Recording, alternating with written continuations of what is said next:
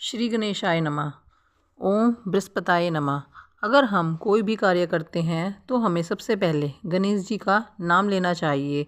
आज मैं आपको बृहस्पतिवार के व्रत की पूजा विधि और बृहस्पतिवार के व्रत की कथा सुनाने जा रही हूँ। अगर आप हमारे चैनल पर नए हैं तो कृपया करके हमारे चैनल को सब्सक्राइब कीजिएगा और बेल आइकन ऑन कीजिएगा ताकि आपको हमारे आने वाले सभी वीडियो का नोटिफिकेशन मिल जाए।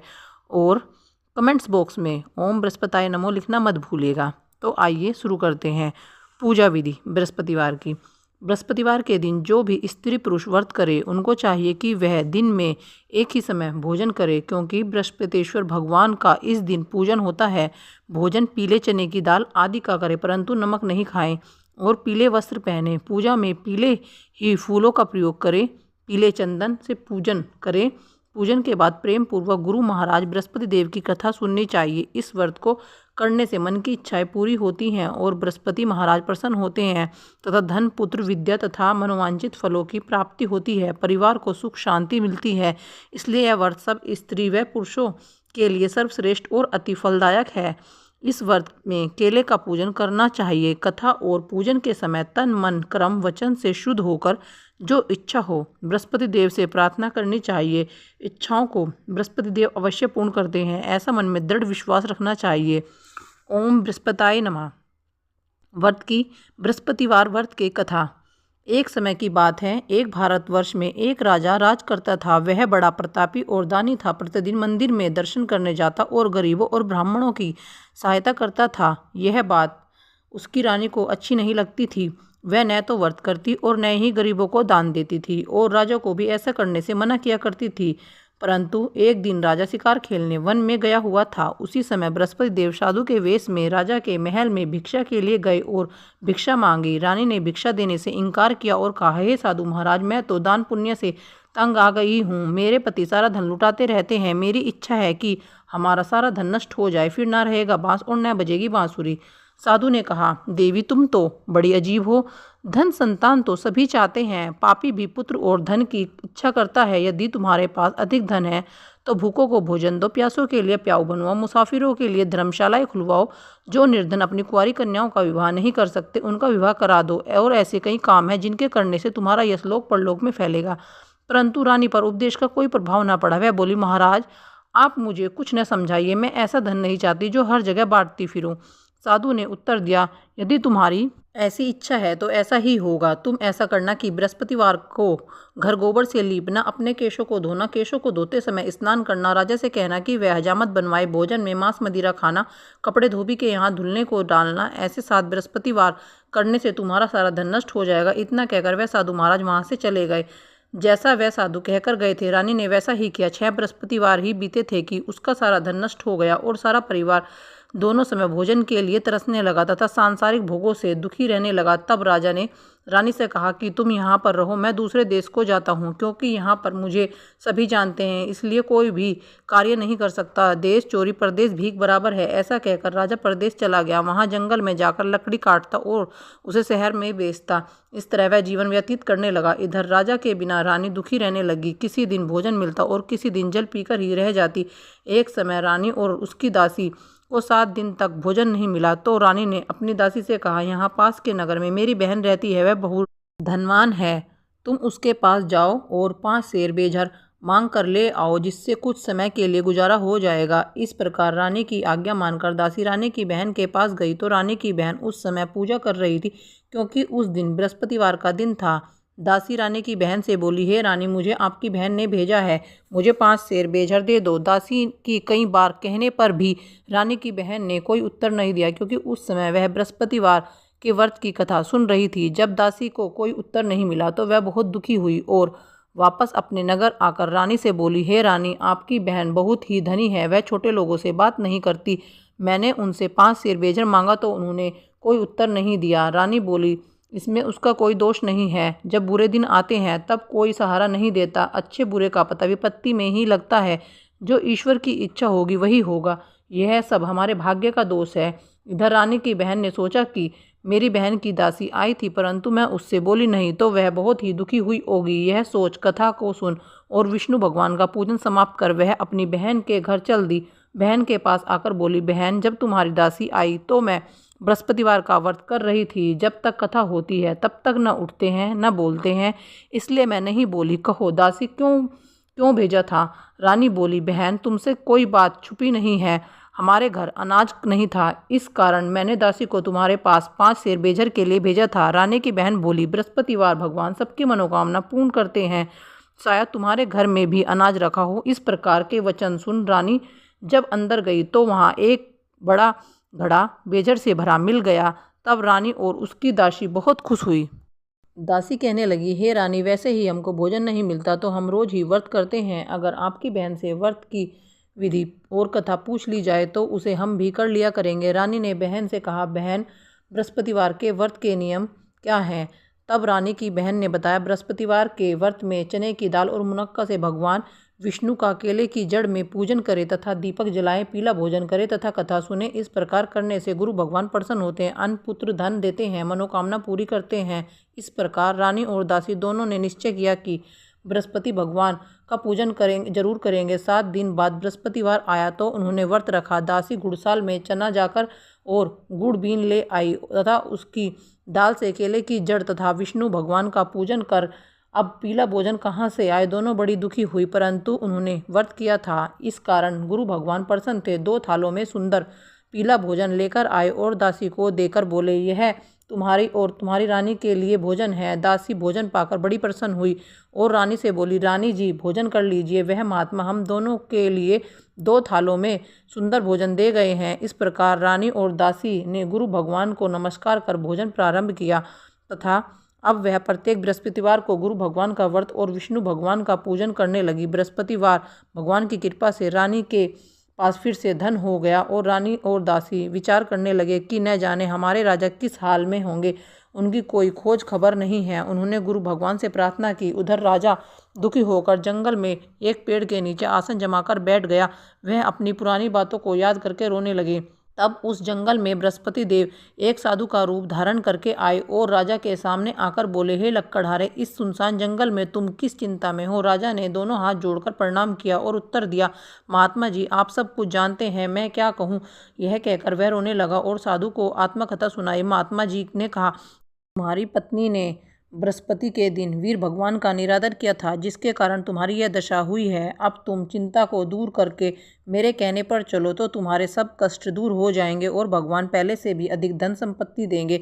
देखो तुम्हारी पत्नी ने बृहस्पतिवार का व्रत आरंभ कर दिया है और तुम भी बृहस्पतिवार का व्रत करके चने की दाल व गुड़ को जल के लोटे में डालकर केले का पूजन करो, फिर कथा कहो और सुनो। ऐसा करने से भगवान तुम्हारी सब मनोकामनाएं पूरी करेंगे। साधु के ऐसे वचन सुनकर राजा बोला, हे प्रभु, मुझे लकड़ी बेचकर इतना पैसा नहीं मिलता जिससे भोजन करने के उपरांत कुछ बचा सकूं। मैंने रात सपने में अपनी पत्नी को व्याकुल देखा, मेरे पास कुछ भी नहीं है जिससे उसकी खबर मंगा सकूं।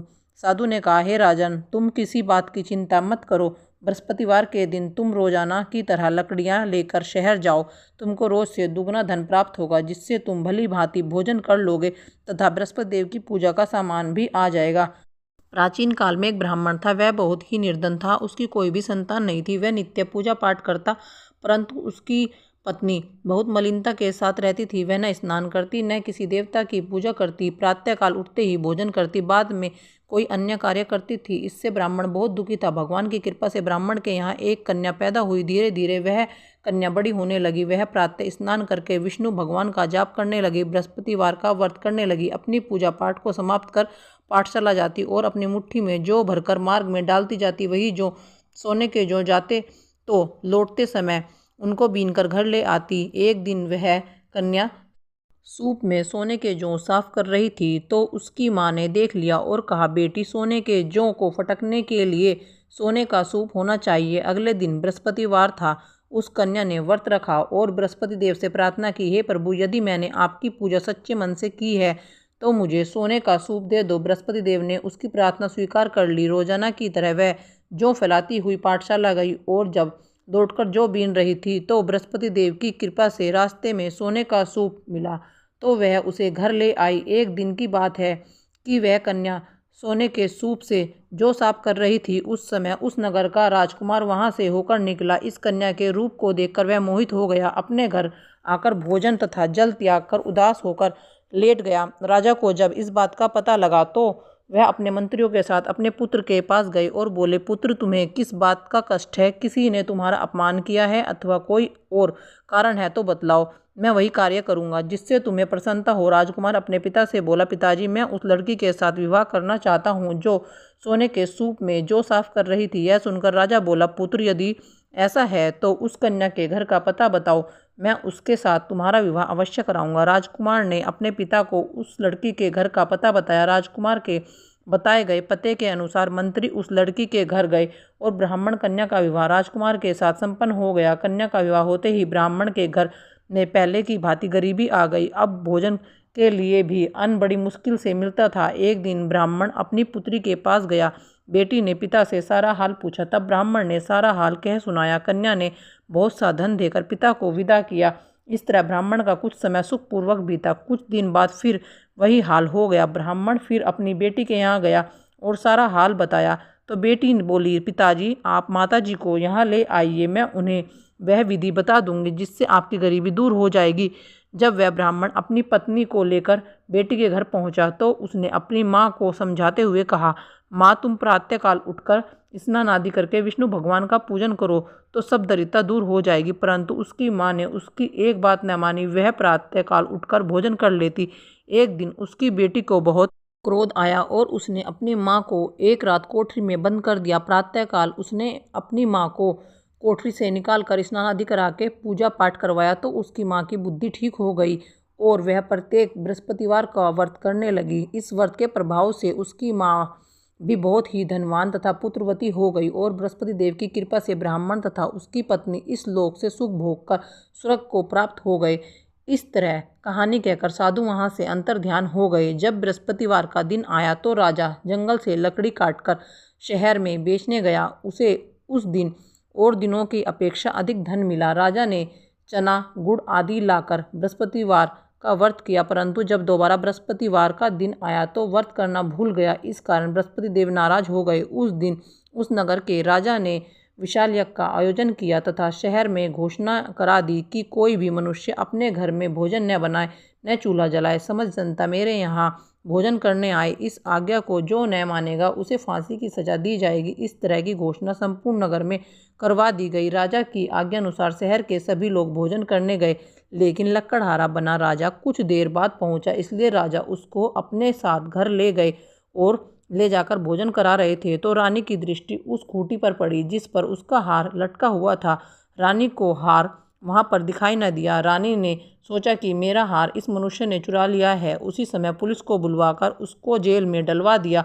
जब लकड़हारा जेल खाने में दुखी होकर विचार करने लगा कि न जाने कौन से पूर्व जन्म के कर्म से मुझे दुख प्राप्त हुआ है और उन्हें साधु को याद करने लगा जो कि जंगल में मिले थे, उसी समय तत्काल बृहस्पति देव साधु के रूप में प्रकट हो और उसकी दशा को देखकर कहने लगे, मूर्ख, तूने बृहस्पति देव की कथा नहीं कही, इसी कारण तुझे यह दुख प्राप्त हुआ है। अब चिंता मत कर, बृहस्पतिवार के दिन जेल के दरवाजे पर 4 पैसे पड़े मिलेंगे, उनसे तू बृहस्पति देव की पूजा करना, तेरे सभी कष्ट दूर हो जाएंगे। बृहस्पतिवार के दिन उसे 4 पैसे पड़े मिले। लकड़हारे ने कथा कही। उसी रात्रि को बृहस्पति देव ने उस नगर के राजा को सपने में कहा, हे राजा, तुमने जिस आदमी को जेल में बंद कर दिया वह निर्दोष है, वह राजा है, उसे छोड़ देना। रानी का हार उसी खूंटी पर लटका हुआ है। अगर तुम ऐसा नहीं करोगे तो मैं तुम्हारे राज्य को नष्ट कर दूंगा। इस तरह रात्रि के सपने को देखकर राजा प्रातःकाल उठा और खूंटी पर हार देखकर लकड़हारे को बुलाकर क्षमा मांगी और लकड़हारे को योग्य सुंदर वस्त्र व आभूषण देकर विदा किया। बृहस्पति देव की आज्ञा अनुसार लकड़हारा अपने नगर को चल दिया। राजा जब अपने नगर के निकट पहुंचा तो उसे बड़ा आश्चर्य हुआ। नगर में पहले से अधिक बाग, तालाब और कुएं तथा बहुत सी धर्मशालाएं, मंदिर आदि बन गए थे। राजा ने पूछा कि यह किसके बाग और धर्मशालाएं हैं? तब नगर के लोग कहने लगे, यह सब रानी ने बनवाए हैं। तो राजा को आश्चर्य हुआ।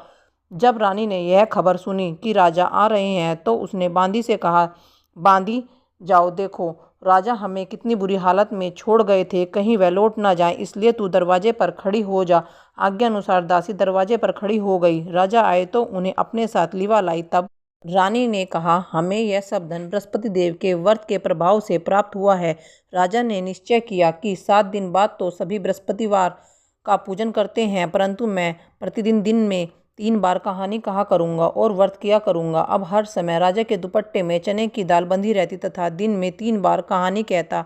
एक दिन राजा ने विचार किया कि चलो अपनी बहन के यहाँ हो आए। इस तरह का विचार कर राजा घोड़े पर सवार हो अपनी बहन के यहाँ चलने लगा। मार्ग में उसने देखा कि कुछ आदमी मुर्दे को लिए जा रहे थे। उन्हें रोककर राजा कहने लगा, भाइयों, मेरी बृहस्पति देव की कहानी सुन लो। वे बोले, लो, हमारा तो आदमी मर गया है और इसको अपनी कथा की पड़ी है। परंतु कुछ आदमी बोले, अच्छा कहो, हम तुम्हारी कथा भी सुनेंगे। राजा ने दुपट्टे से चने की दाल निकाली और जैसे ही कथा आदि हुई तो मुर्दा हिलने लग गया और जब कथा समाप्त हुई तो राम राम करके मुर्दा उठकर खड़ा हो गया। आगे मार्ग में उसे एक किसान खेत में हल चलाता मिला। राजा ने उसे देखा और कहा, अरे भाई, तुम मेरी बृहस्पति देव की कथा सुन लो। किसान बोला, जब तक तुम्हारी कथा सुनूंगा तब तक 4 हैया और जोत लूंगा। जाओ, अपनी कथा किसी और को सुनाना। इस तरह राजा आगे चलने लगा। राजा के हटते ही बैल पिछाड़ खाकर गिर गया तथा किसान के पेट में बड़ी जोर से दर्द होने लगा। उस समय उसकी माँ रोटी लेकर आई थी। उसने जब यह देखा तो अपने पुत्र से सब हाल पूछ लिया और बेटे ने सारा हाल कह सुना दिया। तो बुढ़िया दौड़ी दौड़ी राजा के पास गई और उससे बोली कि मैं तुम्हारी कथा अब सुनूंगी, तुम अपनी कथा मेरे खेत पर चलकर ही कहना। राजा ने बुढ़िया के खेत पर जाकर कथा कही, जिसके सुनते ही वह बैल उठ खड़ा हुआ तथा किसान के पेट का दर्द बंद हो गया। राजा अपनी बहन के घर पहुंचा। बहन ने भाई की खूब खातिर की। दूसरे दिन प्रातः काल राजा जागा तो वह देखने लगा कि सब लोग भोजन कर रहे थे। राजा ने अपनी बहन से पूछा, ऐसा कोई मनुष्य है जिसने भोजन नहीं किया हो और जो मेरी बृहस्पति देव की कथा सुन ले? बहन बोली, भैया, यह नगर ऐसा ही है। पहले यहाँ के लोग भोजन करते हैं, बाद में अन्य काम करते हैं। अगर कोई पड़ोस में हो तो देख आओ। वह ऐसा कहकर देखने चली गई, परंतु उसे कोई ऐसा व्यक्ति नहीं मिला जिसने भोजन न किया हो। अतः में एक वह कुम्हार के घर गई जिसका लड़का बीमार था। उसे मालूम हुआ कि उनके यहाँ 3 दिन से किसी ने भोजन नहीं किया। रानी ने अपने भाई की कथा सुनने के लिए कुम्हार से कहा तो वह तैयार हो गया। राजा ने जाकर बृहस्पति देव की कथा कही, जिससे सुनकर उसका लड़का ठीक हो गया। अब तो राजा की प्रशंसा होने लगी। एक दिन राजा ने अपनी बहन से कहा, बहन, हम अपने घर को जाएंगे, तुम भी तैयार हो जाओ। राजा की बहन ने अपनी सास से पूछा। सास ने कहा, हाँ, चली जाओ, परंतु अपने लड़के को मत ले जाना, क्योंकि तुम्हारे भाई के कोई भी औलाद नहीं है। बहन ने अपने भाई से कहा, भैया, मैं तो चलूंगी, परंतु कोई बालक नहीं जाएगा। राजा बोला, जब कोई बालक नहीं चलेगा तब तुम क्या करोगी? बड़ी दुखी मन से राजा अपने नगर को लौट आया। राजा ने अपनी पत्नी से कहा, हम निर्वंशी राजा हैं, हमारा मुंह देखने का धर्म नहीं है। और उसने कुछ भोजन आदि नहीं किया। रानी बोली, बृहस्पति देव ने हमें सब कुछ दिया है, हमें औलाद अवश्य देंगे। उसी रात को बृहस्पति देव ने राजा से सपने में कहा, राजा उठ, सभी सोच त्याग दे, तेरी रानी गर्भ से है। राजा को यह बात सुनकर बड़ी खुशी हुई। 9वें महीने में उसके गर्भ से एक सुंदर पुत्र पैदा हुआ। तब राजा बोला, रानी स्त्री बिना भोजन के रह सकती है, बिना औलाद के नहीं रह सकती। जब मेरी बहन आए तो तुम उससे कुछ मत कहना। रानी ने सुनकर हाँ कर दिया। जब राजा की बहन ने यह शुभ समाचार सुना तो वह बहुत खुश हुई तथा बधाई लेकर अपने भाई के यहाँ आई।